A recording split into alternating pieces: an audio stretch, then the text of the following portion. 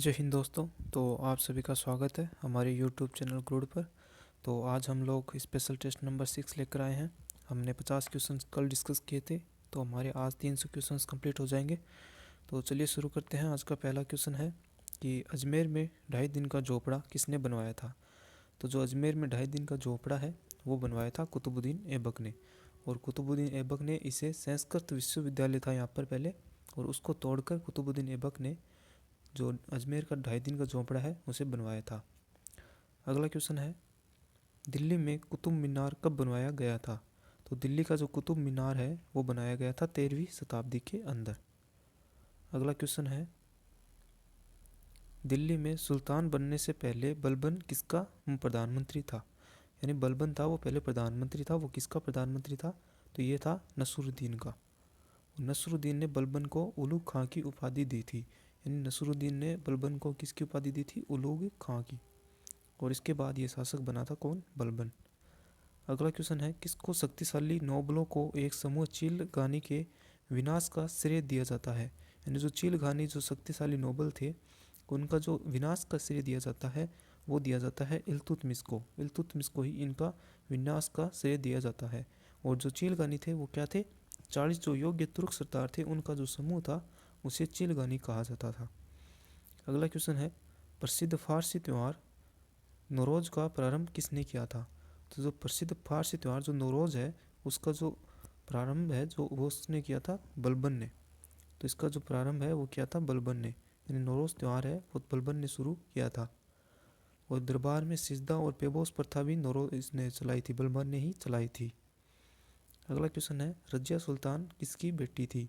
तो जो रजिया सुल्तान थी ये थी पहली भारतीय जो मुस्लिम महिला शासक थी।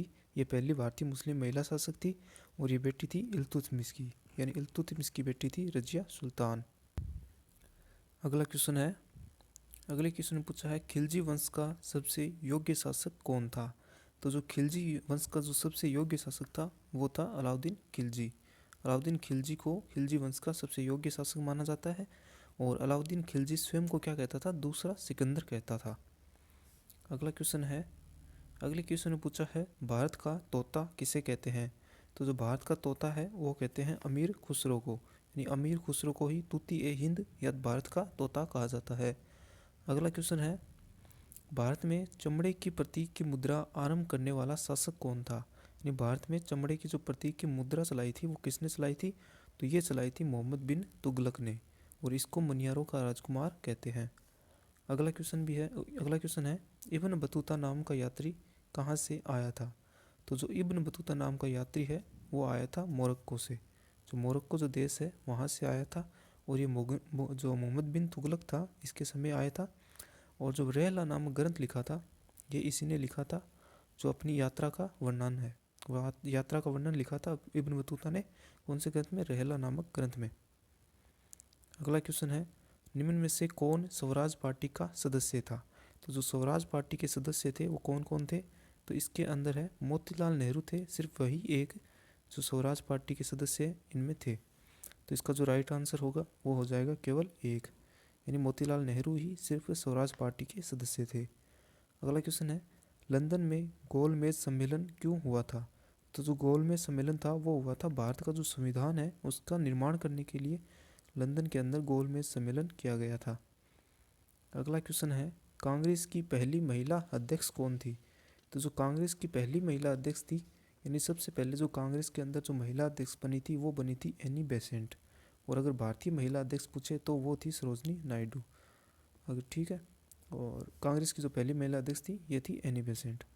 अगला क्वेश्चन है, जब स्वतंत्रता की माउंटबेटन योजना स्वीकार की गई तब कांग्रेस का प्रमुख कौन था।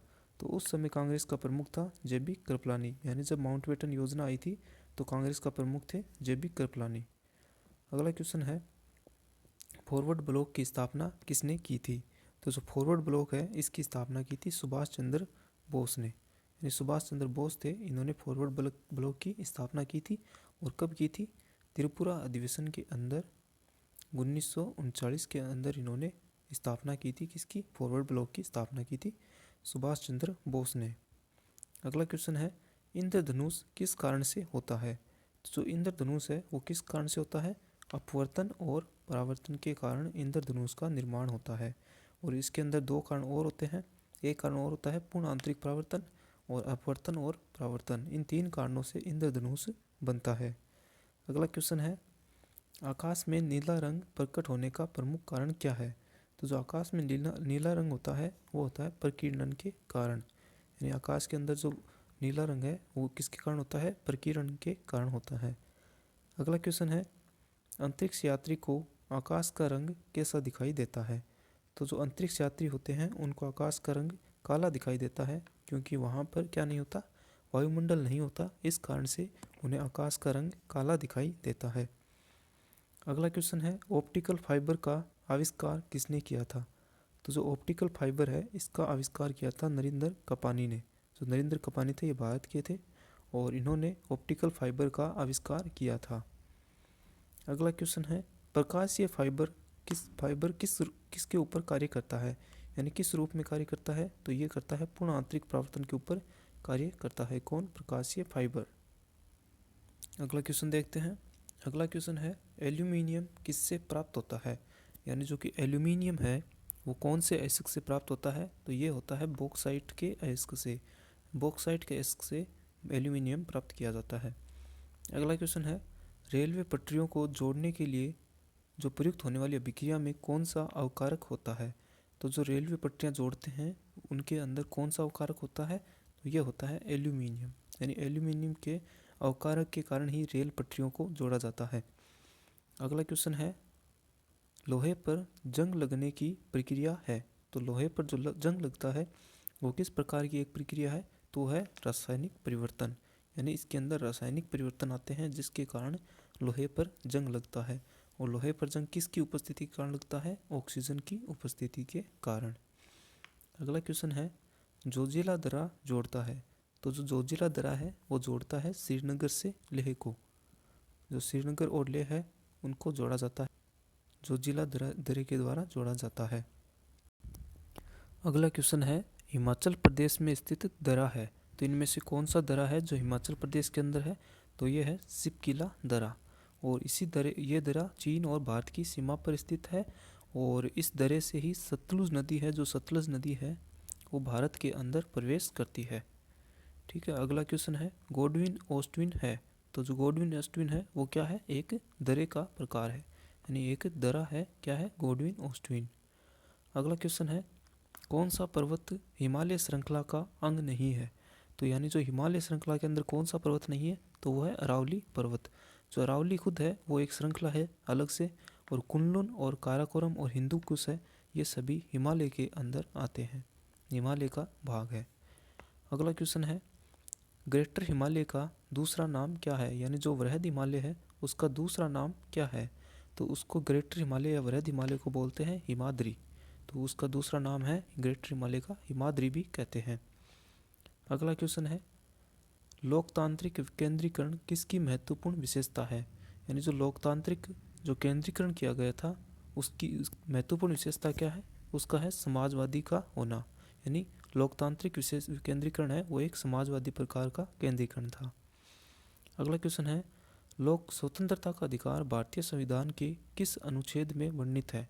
तो जो स्वतंत्रता का अधिकार है वो है 19 से 22 के अंदर। यानी संविधान के जो अनुच्छेद है 19 से 22 उसके अंदर है स्वतंत्रता के अधिकार।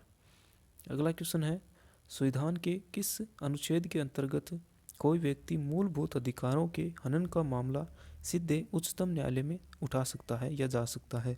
तो संविधान का जो अनुच्छेद है 32 उसके अनुसार वो सीधा कोई व्यक्ति अगर मूलभूत अधिकारों का अगर हनन हो रहा है तो वो सीधे उच्चतम न्यायालय में जा सकता है अनुच्छेद 32 के अनुसार।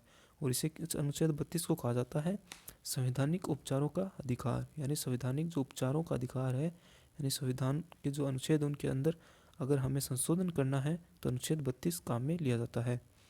अगला क्वेश्चन है, मेटूर बांध परियोजना किस राज्य की है? तो जो मेटूर बांध परियोजना है वो है तमिलनाडु के अंदर स्थित। यानी तमिलनाडु के अंदर मेटूर बांध परियोजना स्थित है। अगला क्वेश्चन है, भारत का सबसे ऊंचा बांध कौन सा है? तो जो टिहरी बांध है वो भारत का सबसे ऊंचा बांध है। अगला क्वेश्चन है, तुलबुल परियोजना किस नदी के ऊपर स्थित है? तो जो तुलबुल परियोजना है वो है झेलम नदी के ऊपर स्थित है। तुलबुल परियोजना है झेलम नदी के ऊपर स्थित है। और झेलम नदी कहाँ पर बहती है? जम्मू कश्मीर के अंदर बहती है। अगला क्वेश्चन है, गोविंद वल्लभ सागर परियोजना किस से संबंधित है? यानी गोविंद वल्लभ पंत सागर जो परियोजना है वो किस बांध से है या किस नदी से संबंधित है? तो वो है रिहंद बांध परियोजना है, उससे संबंधित है और ये रिहंद बांध के ऊपर स्थित है। अगला क्वेश्चन है, भारत में कुल ऊर्जा क्षमता किस राज्य की अधिक है? तो जो भारत में सबसे ज़्यादा जो ऊर्जा क्षमता है वो है महाराष्ट्र की, यानी महाराष्ट्र की ऊर्जा क्षमता सबसे अधिक है। अगला क्वेश्चन है, भारत में सर्वाधिक ऊर्जा प्राप्त होती है? तो भारत में सबसे ज़्यादा जो ऊर्जा प्राप्त होती है वो होती है ताप विद्युत से, यानी ताप विद्युत यानी कोयले से जो ऊर्जा बनाई जाती है उसे कहते हैं ताप विद्युत। अगला क्वेश्चन है, लार में उपस्थित एमाइलेज एंजाइम किसको खंडित करता है? तो लार में उपस्थित एमाइलेज एंजाइम होता है वो करता है स्टार्च को खंडित कर देता है, लार में जो एमाइलेज होता है वो। अगला क्वेश्चन है, ईलियम क्या है? तो ईलियम जो है वो है छोटी आंत होती है, उसका जो प्रारंभिक भाग होता है, छोटी आंत का जो प्रारंभिक भाग उसका अंतिम भाग होता है, उसी को छोटी आंत का जो अंतिम भाग होता है, जो छोटी आंत का अंतिम भाग होता है उसे क्या कहते हैं? ईलियम कहा जाता है। और जो प्रारंभिक भाग होता है उसे कहते हैं ड्यूडेनियम, और जो मध्य भाग होता है उसे कहते हैं जेजुनम, और अंतिम भाग है उसे कहते हैं ईलियम। ठीक है।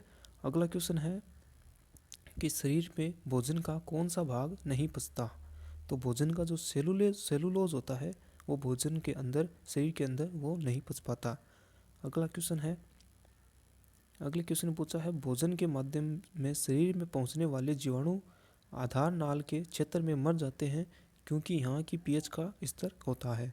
तो यहाँ का जो पीएच होता है वो 2 के लगभग होता है, यानी 2 के आसपास पीएच का मान रहता है। अतः इससे ये मतलब निकलता है कि ये बहुत ही ज़्यादा अम्लीय है, यहाँ पर बहुत ही ज़्यादा अम्लीय होता है, इसी कारण जो जीवाणु होते हैं वो आधार नाल के क्षेत्र में मर जाते हैं। अगला क्वेश्चन है, भोजन की नली में आगे धकेलने के लिए किस प्रकार के लंबन संकुचन पाए जाते हैं? तो किस प्रकार के जो संकुचन हैं वो पाए जाते हैं?